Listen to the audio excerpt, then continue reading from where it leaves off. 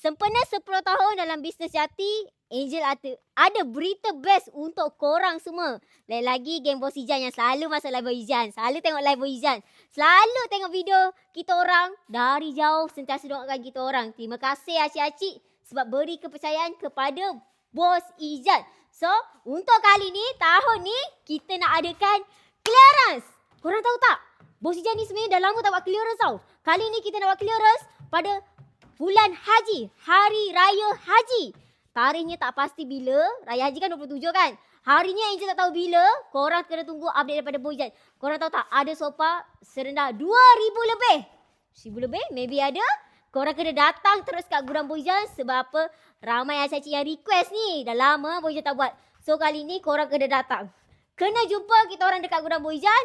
Lain lagi yang mana belum ada member card, korang datang gudang Bos Izan untuk dapatkan member card. Paling bestnya, korang tahu tak Angel kat mana ni? Tahu tak? Tak tahu kan? Ni, belakang Angel ni, rumah Jati Bos Izan. Khas untuk pembengan member card Gudang Bos Izan dan Hafizah Enterprise. Ni dia. Wush!